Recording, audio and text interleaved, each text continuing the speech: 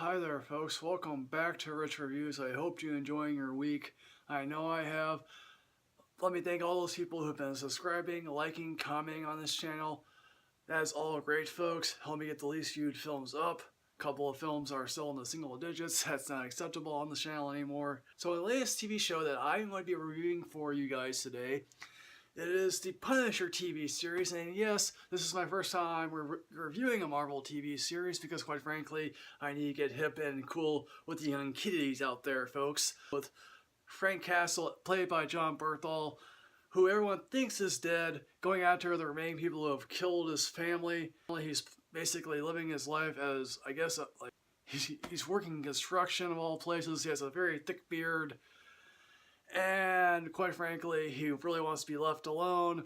And so eventually, when I first see him killing anyone after the events of people who killed his wife and family, he kills a bunch of mob people because one of the people he works construction with hung out with the wrong group of people.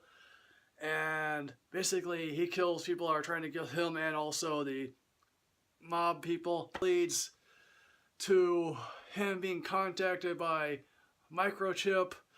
Yes, and this guy clearly is much more handsome than Wayne Knight was in the Punisher Warzone's film. He faked his own death a while back because he uncovered an operation from the government that he didn't, and no one else wanted to know about.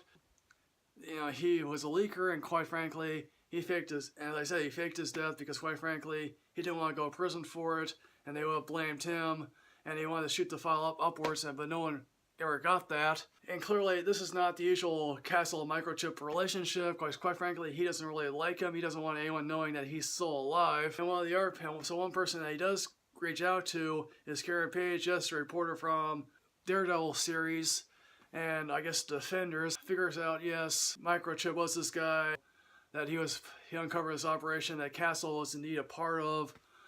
And also at this time, Agent Madani is currently in a new field position. She wants to investigate the murder of an Afghan policeman who, yeah, it's like one of those TV series in which everyone says, oh, forget about the murder of this one guy. It's for the greater good, because quite frankly, these people, you know, she uncovers the fact that, hey, look, yes, people are smuggling heroin out of Kandahar.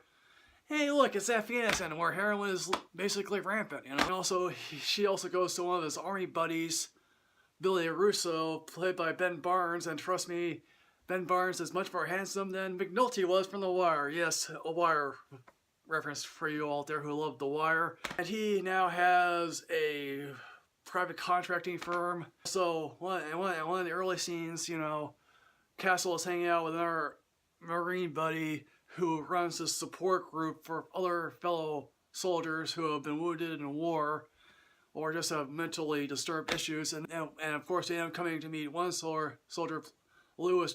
Quite frankly, he's just a guy who has not been able to adjust. Quite frankly, he built a hole, he drives a cab, he lives with his father, he tries, I think at one point, to try to commit suicide, I guess, and he hangs out with this one other guy who claims to be this Vietnam veteran who actually ends up not being that, and this leads to him down to a very dark path, a very sad path, and it might be the most compelling part of the series, actually, because here's a soldier that is left adrift. Now, quite frankly, eventually all paths start to collide here, and here's the thing, how hard is it to disappear, but how many times, if you start telling people, oh yeah, you're alive, how big a circle can that remain until someone starts leaking the fact that, yes, Frank Castle is alive, the Punisher has returned to kick ass and take no names. At least one person says to Madani, you know, he's gonna drop some bodies considering he stole a Greek weapons cache. Now eventually,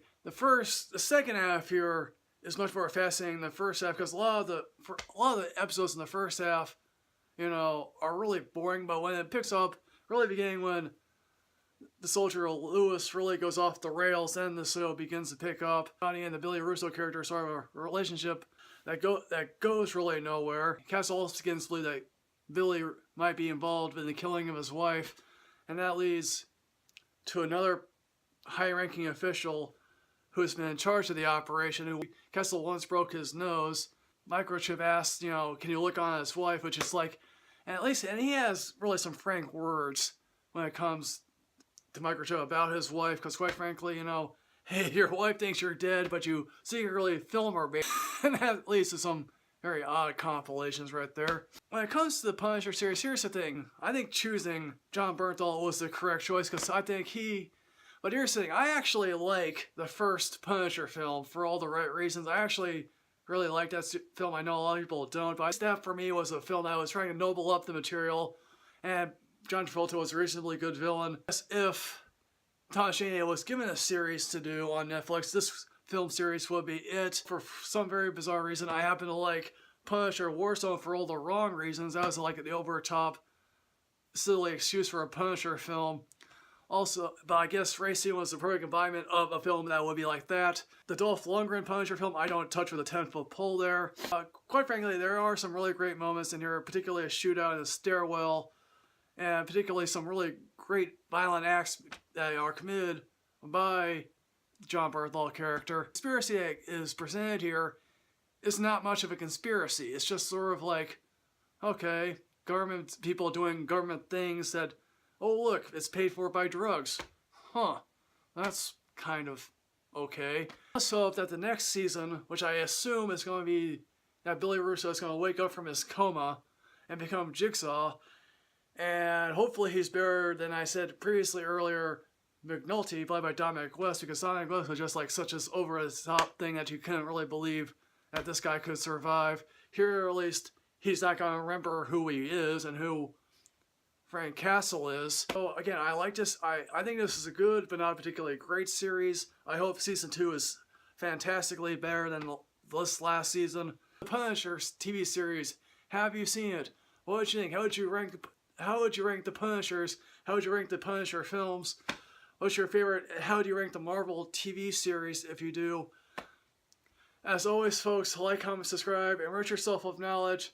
I'll see you next time, folks.